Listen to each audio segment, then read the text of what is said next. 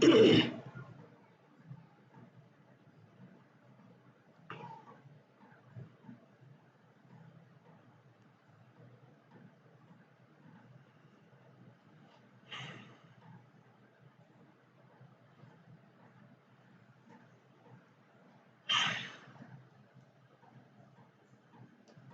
right, so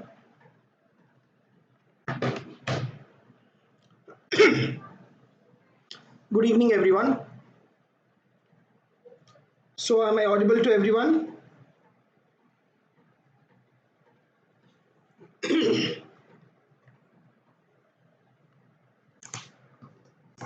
Yes. Am I audible to everyone? All right. Yes, Avinash. So, we will start with the discussion of some of the very important questions which are very frequently asked in the NIMHANS and or the questions which can be expected to be asked in NIMHANS, right? So this is what is the discussion for today. That is mainly the questions related to your NIMHANS or the neurology. And this particular same questions can be asked even in your AIIMS exam and as well as in your NEET postgraduate entrance exam as well. So let me start the discussion first. So this question is basically on the Parkinsonism. Okay, so you see the question here, what is the correct about Parkinsonism? The first point is early initiation of therapy with levodopa predisposes to higher incidence of dyskinesia. Second option, early therapy with deep brain stimulation slows the progression of the disease. Third option, initial therapy with dopamine agonists control the symptoms in most patients. Fourth option, initial therapy with levodopa prevents the development of recurrent falls. So, what is the correct statement about Parkinsonism? Any one of you? Right. No, only one correct answer is there. Only one correct answer is there in this. Okay. So, some of you have answered B and some of you have answered C. Right. Okay, so first of all, let me take up the discussion. Now, you take this particular levodopa. Levodopa, definitely it will cause dyskinesia. But one point you should remember here is that levodopa causing dyskinesia, it is not in the early state. The levodopa, it will cause dyskinesia in the late stages. Remember this point. Levodopa will cause dyskinesia in the later stages but not in the early stages. Now I'll ask you some questions related to your levodopa causing dyskinesia. Now you see this point, just 1 second, give me some time.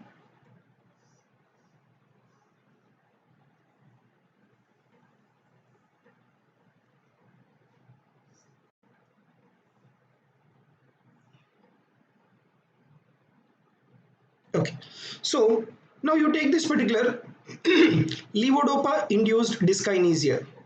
Now my question is, what is the treatment for levodopa induced dyskinesia? Can anyone answer this question? What is the treatment that you should give for the treatment of levodopa induced dyskinesia? Right. Very good. MAD for AIIMS. Excellent. Very good answer. That is amantadine. Right. Amantadine has to be given. Okay. Right. Now, next to this amantadine, what is the other drug? Any other drug do we have apart from this amantadine which can be given for the treatment of dyskinesia caused by your levodopa? Right. Right. So the other drug is no. The other drug is your levetiracetam. Levetiracetam. So levetiracetam is another drug which can be given in the treatment of dyskinesia caused by your levodopa. Okay, that was the first option. So regarding the first option, what is the point? Early initiation of the therapy will with levodopa will not cause dyskinesia. It is in the later stages the levodopa will cause dyskinesia. Next, you take the second option. You see the point about the deep brain stimulation. Yes, deep brain stimulation will definitely helpful in the treatment of Parkinsonism, but not in the early therapy. Not in the early therapy. Again, when do we give this particular deep brain stimulation is, we give this particular deep brain stimulation in those individuals who are refractory to medical management, right? Who are refractory to medical management. So deep brain stimulation, we will not start in the early stages. Mainly we start in the later stages. Right? Mainly we start in the later stages. So that is an important point you should remember about the deep brain stimulation. Next. Now followed by that, you take the next point of discussion. Initial therapy with the dopamine agonist control the symptoms in most patients. Okay. Now can anyone answer me what is the dopamine agonist which is being used nowadays for the initial therapy? What is that particular dopamine agonist which is being used in the initial treatment? Any one of you? Right? Dopamine agonist. Okay. So if you take the dopamine agonist, initially we had the initial drugs like for example ergot derivatives ergot alkaloids and as well as the pergolide. But this particular ergot alkaloids and as well as pergolide, even though they were dopamine agonists, they were not being used. Why? Because they are short acting and they will also cause digital vasospasm and they will also cause what is called erythromelalgia. And that is the reason why this particular ergots and pergolide were kept aside.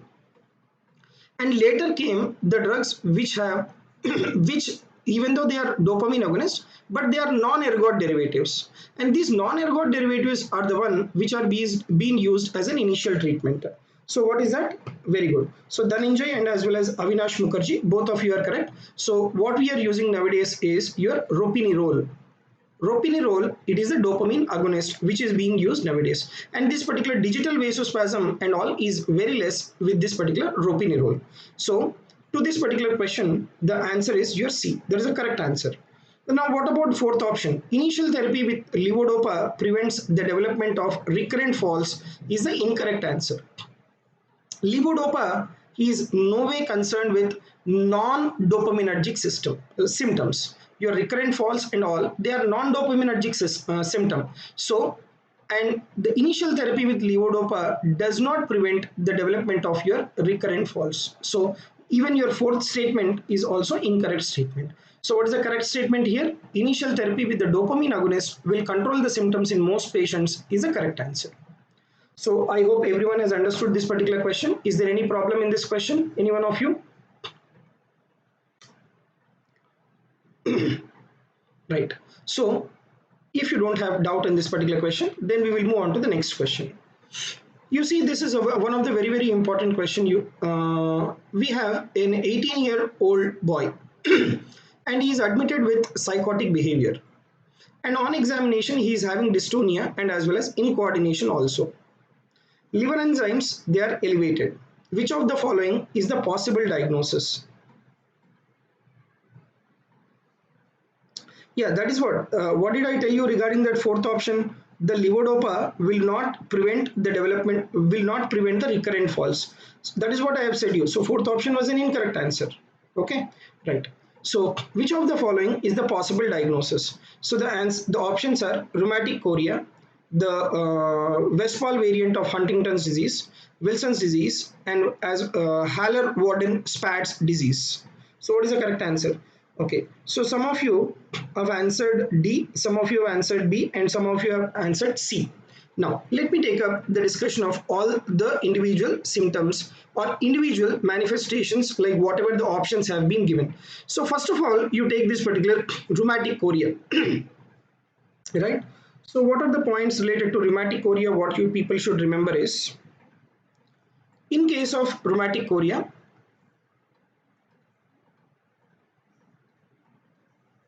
right? So in case of, just one second, right? So yeah, so in case of your, where am I? Yes, in case of rheumatic chorea, okay, I'll just write it with my hand. Right. In case of rheumatic chorea, remember this very important point. What will be the manifestations of rheumatic chorea? They will have emotional lability. Right? They will have emotional lability. Right? And if you take the liver enzymes, they're absolutely normal in patients with the rheumatic chorea. Liver enzymes, they are absolutely normal in patients with rheumatic chorea. What has been given in the question to us, the liver enzymes are elevated, so your rheumatic chorea is absolutely ruled out. And what are the other manifestations of rheumatic chorea? These individuals will also have hunger reflexes. They will also have what is called pronotal sign. And if you take the tongue, they have a classical tongue called darting tongue in case of rheumatic chorea. So that is the reason why the first option is completely ruled out. Now you take the second option, right? What is your second option? That is your Westphal variant of Huntington's disease. Now what exactly is this Westphal variant of Huntington's disease? Let me tell you about this point. Westphal variant of Huntington's disease, this is an akinetic rigid Parkinsonism, right? It is an akinetic rigid Parkinsonism. And in this Westphal variant of Huntington's disease, the liver enzymes, they are completely normal. But in the question, what has been given to us, liver enzymes are elevated. So even your second option is also ruled out. Now you take the fourth option, then we will come back to the third option again. So you take the fourth option. What is that fourth option? That is called Haller-Warden-Spatz disease. Now what is this particular Haller-Warden-Spatz disease? Remember, in this particular clinical scenario of Haller-Warden-Spatz disease, there is accumulation of iron, right? There is accumulation of the iron within the basal ganglia. But the point is that the liver enzymes, they are normal. Liver enzymes, they are absolutely normal in these patients with the Haller-Warden-Spatz disease. Now, what is the answer here now? The answer is, the point is that the liver enzymes are elevated and the individual is having dystonia and incoordination. That is a type of secondary Parkinson. That is in case that you will see in features of Wilson's disease. In Wilson's disease, there is a clinical scenario which can cause cirrhosis of liver, and that is the reason why there will be elevated enzymes. And in these individuals with the Wilson's disease, you will also see the psychotic behavior, and there will be also presence of dystonia and as well as incoordination. So basically in Wilson's, there is getting accumulation of the copper. And what actually the disease will show in Wilson's? In Wilson's, there will be astrogliosis of corpus striatum. Right? There will be what is called astrogliosis of corpus striatum. Astrogliosis of corpus striatum. So this point you should be very much aware of. Next. So what is the answer now? The answer to this particular question is your Wilson's disease. No doubt in this particular question, that is Wilson's disease.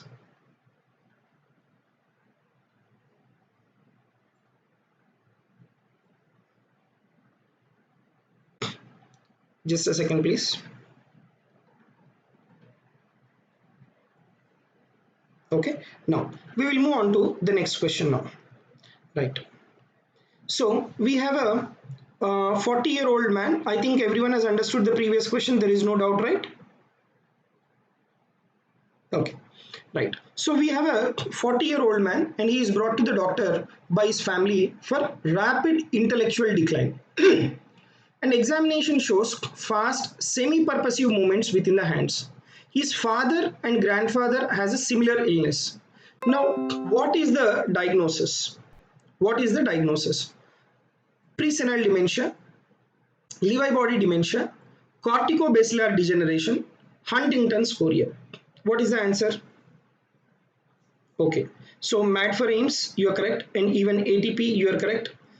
Citizen, you are also correct. The answer is Huntington's chorea. Very good. Now, let me discuss few points about the individual options and then let me rule out the other options. You take the point about, so what is the very important point in this discussion here? Rapid intellectual decline. That is one important point. Second important point, semi-purposive movements in the hand. That semi-purposive movements in the hand should make you to think of chorea. Semi-purposive movements in the hand should make you to think of what is called chorea. Now, the question says that his father and as well as grandfather also has a similar illness. Now, if you take this particular Huntington's chorea, right, if you take this Huntington's chorea, it is an autosomal disease. Right, Huntington's chorea is an autosomal disease. Now, because it is an autosomal disease, like in each and every generation of the family, the individual will be having this particular Huntington's disease. So that is the reason why you see father has the Huntington's, that is the same semi-purposive involuntary movements, and even grandfather has that semi-purposive movements. Okay, so the answer here is the Huntington's disease. Why? First of all, the presence of your semi-purposive movement should make you to think of chorea. The presence of the disease in father and grandfather, you should think that it is an autosomal dominant disease. And among the options given, which is the one which will cause semi-purposive movements with the autosomal dominant type of inheritance, that is your Huntington's chorea. Then what about the other options? Right, what about the other options? So if you take the other options, like you take presenile dementia, like presenile dementia, you should always think presenile dementia, that means it is seen in patients with the Down syndrome. Right, it is always seen in patients with the Down syndrome majority of the times. Certain rare abnormalities and rare situations will be there, rare etiologies are there, but presenile dementia, always think of your Down syndrome. Next, you take the other option. What is that we have? That is Lewy body dementia. So if you take about this Lewy body dementia, in patients with the Lewy body dementia, the clinical manifestations will be hallucination. Right? The clinical manifestations will be hallucination. And the other important point is they will also have what is called delusions. And then lastly, dementia. Right? Lastly, dementia. So these are the manifestations what you come across in patients with the Lewy body dementia. But what is being given in the question, presence of semi-purposive movements going right, that is going against your the Huntington's chorea. Now what about your corticobacillar degeneration? In case of your corticobacillar degeneration, the very important aspect, let me discuss about the corticobacillar degeneration. In case of the corticobacillar degeneration, they will have mainly dystonia. But how will be the dystonia? Right? How will be the dystonia in case of corticobacillar degeneration is, that is asymmetric dystonia. Right? That is asymmetric dystonia. And apart from that, in case of corticobacillar degeneration, the other important feature is there will be presence of what is called apraxia. Right? Apraxia. And they will have a characteristic limb in case of the corticobacillar degeneration. And what is that characteristic limb? That is called as alien limb. Very, very important point related to your the corticobacillar degeneration. Now the question comes, what do you mean by this particular alien limb? Remember, alien limb is that which is characterized by position of the limb in the space. Right? He will keep the limb within the space, but the patient is not aware of that particular position of the limb. That is called the alien limb. And these individuals, they will also have myoclonus. So this is against your the features whatever you are having in corticobacillar degeneration is completely against your Huntington's chorea. Okay, so now that is the reason why if you take this particular question, the answer is what? The answer is your yes. Right. So the answer to this particular question is your the Huntington's chorea, right?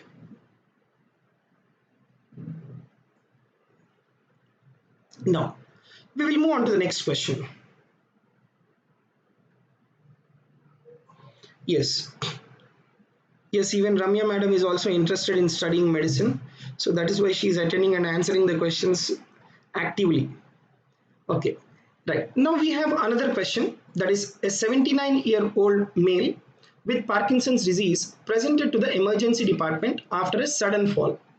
The patient was on treatment with aspirin for atrial fibrillation, and the image shows hydrocephalus, pneumocephalus, intraventricular bleed, subarachnoid hemorrhage.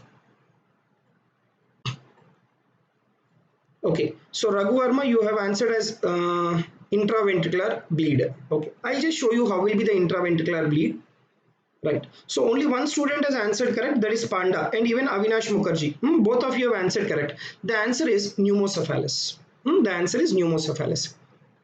Now you see all these are your pocket of air. You can see this multiple pockets of air. These are your multiple pockets of air. This is what is your pneumocephalus. I'll show you the CT's images of the other conditions. Now, for example, yes. So, pneumocephalus. How will you make out that this is a pneumocephalus? I have just marked. What is that? I have marked. I have marked multiple air pockets, which is diagnostic of your pneumocephalus. Now, in which group of individuals this will occur? This will occur after a severe fall in Parkinsonism, right? And what will be the Hounsfield units of your pneumocephalus? Very, very important point. Air on the CT will have very low density. And how much is that low density? That is your minus 1024 Hounsfield units. This should not be confused with the fact. How much will be the Hounsfield units associated with the fat? That is around minus 90 Hounsfield units. So that is the point of difference between your fat and as well as air on the CT scan. Now what about the other options? Now you see the first option was hydrocephalus. The first option was hydrocephalus. Now what will be there in hydrocephalus? There will be enlarged or dilated ventricles. That is what you will see in patients with your hydrocephalus CT scan. Whereas you take, this is your intraventricular bleed. In intraventricular bleed, what will you have? You have that particular hyperdense, right? You have that particular hyperdense image, what you will see in patients with your the intraventricular hemorrhage. So many of you are getting confused. HU is Hounsfield units, right? That is the units with which we measure this particular the intensity. Okay, right. Now, intraventricular hemorrhage, this is how the CT scan will be. Then followed by that, subarachnoid hemorrhage was the other option. First of all, you take the normal CT. In the normal CT, you can see the presence of isodense signaling. But whereas in subarachnoid hemorrhage, what is that you will see? You will notice the presence of hyperdense signal. You will notice the presence of hyperdense signal. So that is the reason why this is not even subarachnoid hemorrhage. So I'll go back to the question once. Yeah, you see there multiple pockets of air, whatever you are having, not your hydrocephalus, not your intraventricular bleed, not your subarachnoid hemorrhage also, right? So I hope you people are following, right?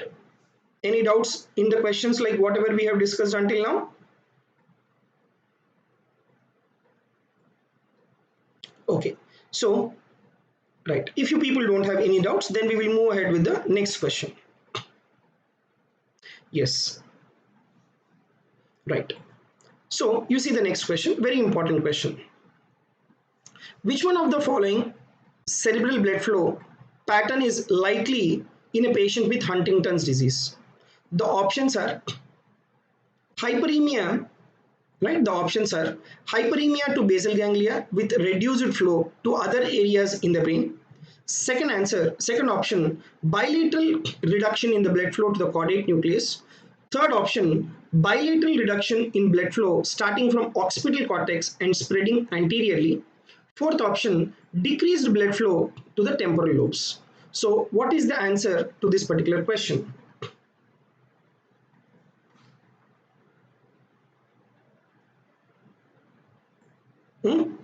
Right. So very good. So many of you have answered.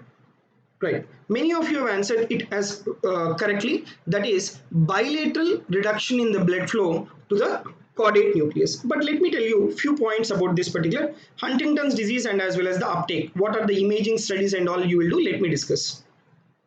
Now, in case of Huntington's disease, it is mainly the caudate nucleus and as well as the putamen which gets affected very badly. Now, it will predominantly strikes the striatum. So the structure which is predominantly affected is the striatum. Now within the striatum, it is the caudate nucleus where you will have the significant lesions. Now, what is the imaging studies what you can do for this particular Huntington's disease or Huntington's chorea? You have to do the imaging studies called SPECT. Right, SPECT. Now what is this particular SPECT? That is single photon emission computed tomography.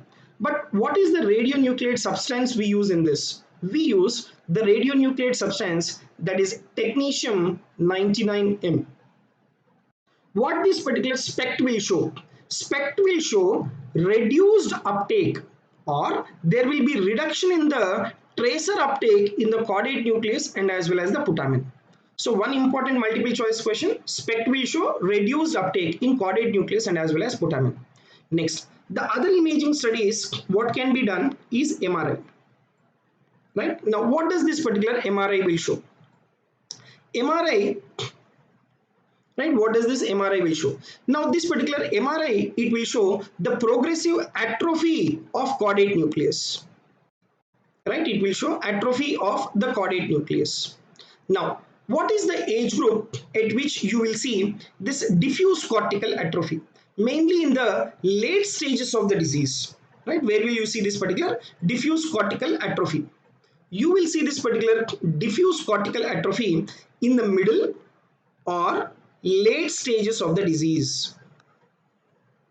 Right? Middle or late stages of the disease. So that is one of the very important point you should remember. Next, how will you diagnose? So the diagnosis is mainly by your genetic testing. Right? The diagnosis is mainly by your genetic testing. So these are the few points related to the Huntington's disease. Right? So yeah. So hyperemia to basal ganglia with reduced flow to other areas in the brain is an incorrect answer. So they will have reduced uptake. Right. So they will have reduced uptake in the caudate nucleus and as well as in the putamen. So your first option is ruled out. And you take the third option, that is bilateral reduction in the blood flow starting from occipital cortex and spreading anteriorly. It is not the reduction in the blood flow in occipital cortex, it is in the caudate nucleus. Next, decreased blood flow to the temporal lobes is also incorrect answer. Alright, so this is about your Huntington's disease and as well as how is the blood flow to the caudate nucleus. Right. Answer this question. Features of Parkinsonism include all except.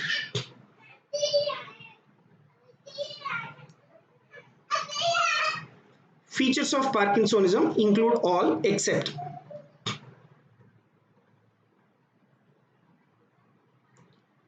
Yes, multiple answers are there. Multiple answers are there. So we have, yes, one is your intentional tremors is correct and the other one is flaccidity is correct. Intentional tremors and flaccidity, both of them are correct answers. Now where will you have these intentional tremors? Where will you have the intentional tremors? Right, very good, one last chance. The intentional tremors, they are seen in case of cerebellar disorders. They are seen in case of cerebellar disorders. So what do we have in Parkinsonism? In Parkinsonism, what we have is your resting tremors. Then coming to your flaccidity, where do you have this flaccidity? Flaccidity is a feature of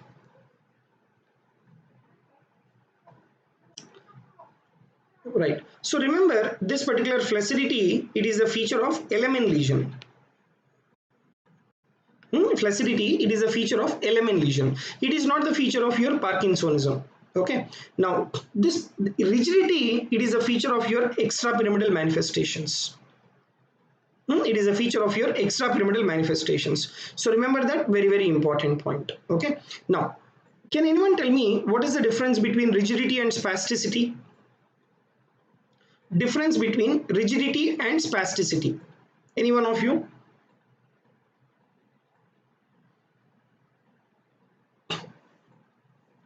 Right. So there are two important differences between the rigidity and spasticity. Number one, you take spasticity. It is the feature of pyramidal tract lesion. It is a feature of pyramidal tract. Whereas spasticity, whereas rigidity, it is a feature of extrapyramidal. It is a feature of extrapyramidal. That is a one important difference. Then let me tell you the second difference. The second difference is spasticity is velocity dependent. Spasticity is velocity dependent. That means you increase the speed of the movement in that limb, the spasticity will increase. Whereas rigidity is velocity independent. That means in spite of increasing the velocity of the movement in that limb, the rigidity will not increase. So these 2 points you should remember. What are those? Spasticity if you take pyramidal tract involvement and velocity dependent. And rigidity if you take it is extrapyramidal and as well as the velocity independent. So these two differences you should remember very importantly between the rigidity and as well as spasticity. Right. Now we will move on to the next question. Okay, so the last question for the day. Okay, one more question is there. Which is the earliest symptom of Parkinsonism? Earliest symptom of Parkinsonism. Any one of you? Right, very good. So the earliest symptom of, yes, the earliest symptom of Parkinsonism, yeah, some of you are answering C, bradykinesia. Let me tell you, the earliest symptom of Parkinsonism is tremors. It is not your bradykinesia. Please don't answer bradykinesia as a earliest symptom of Parkinsonism. The earliest symptom of Parkinsonism is tremors. And that too, which particular tremors? That is resting tremors. Okay, right. So that is about your the earliest symptom of Parkinsonism. Now, can anyone answer this? What is the element causing Parkinsonism? Element causing Parkinsonism.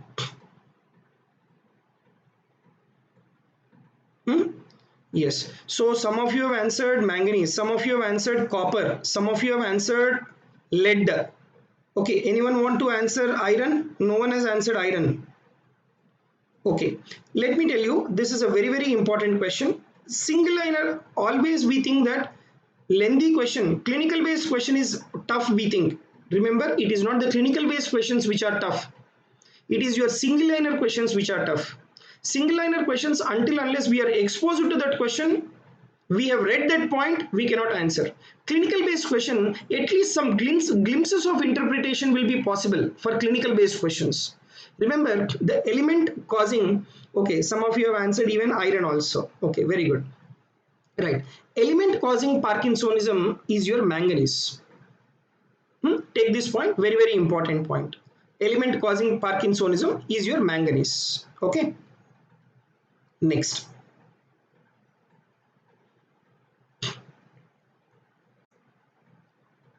Right. So take this point into the discussion. Now we will take up the last question for the day.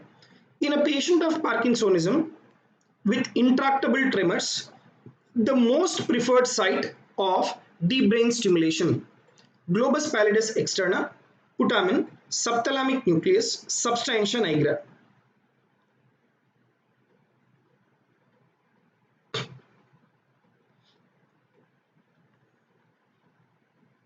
What is the answer? Yes. So most of you are answering it correctly. That is your subthalamic nucleus. Not substantia nigra. Substantia nigra is not the correct answer. It is your subthalamic nucleus which is the correct answer. But let me tell you one important point in between subthalamic nucleus and as well as the globus pallidus interna. There have been studies. There have been studies to differentiate between the deep brain stimulation of subthalamic nucleus and as well as globus pallidus interna. There was a comparison. So what they found was the deep brain stimulation of globus pallidus interna is associated with reduced frequency of depression. Right? What has been found is the deep brain stimulation of globus pallidus interna was found to have decreased levels or decreased frequency of depression. Okay, so the answer is subthalamic nucleus. But if you take the first option, what has been given is globus pallidus externa. So that is completely ruled out. Putamen is ruled out. Substantia nigra is also ruled out. Right? Now, the last question for the day. Levodopa is contraindicated in malignant melanoma, multisystem atrophy, Scheidegger syndrome, olivopontocerebellar atrophy.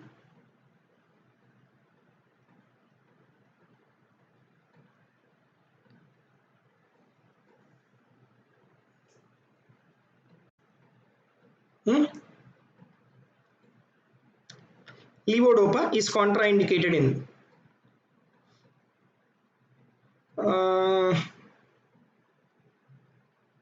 I'm just waiting for anyone answering correctly.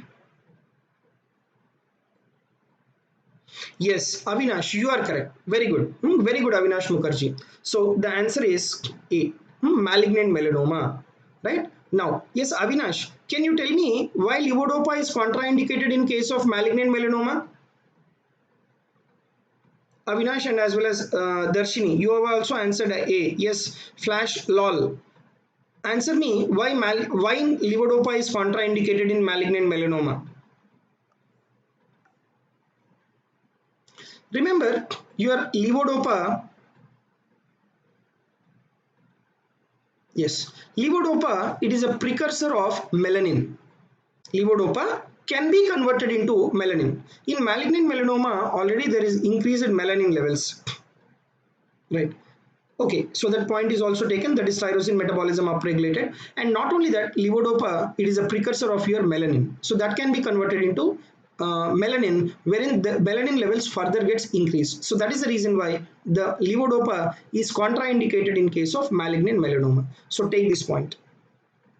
So this was the discussion of some of the very important multiple choice questions in the neurology. So some I have discussed clinical based questions, some I have taken image based questions, and some I have discussed even the single liners also. So like can you just tell me how was the session? Did you get some new points in this particular session?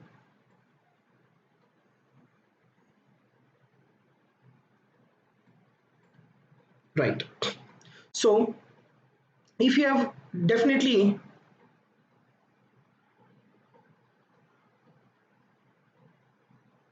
yeah, so Avinash, you are asking me what is the earliest symptom of the Huntington's? You're asking me what is the, just one second. Yeah, you're asking me what is the earliest symptom of the Huntington's chorea. See, Huntington's chorea, again, you will have the involuntary movement, that is semi-purposive involuntary movement, that will be the earliest manifestation.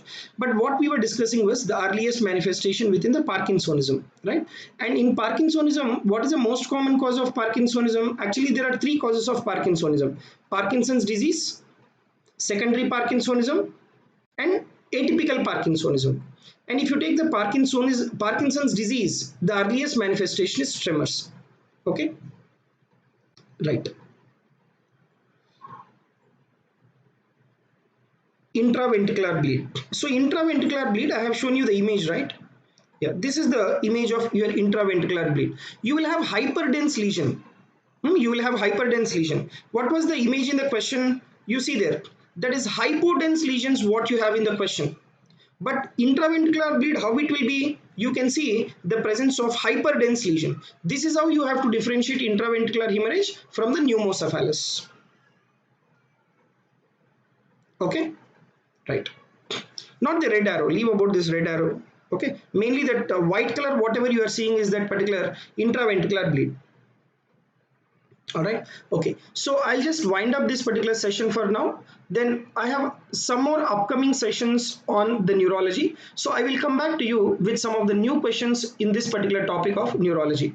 And meanwhile, right, I am unable to take some of the questions because of the time lag, so I'll just send you my mail ID, right? So please, you can text me your questions to this particular mail ID. I will definitely answer to your questions on the mail, because I have some more sessions right now. I'll just go ahead with that particular sessions. Please text me your queries and doubts related to general medicine to this particular mail ID. I will definitely answer to your questions.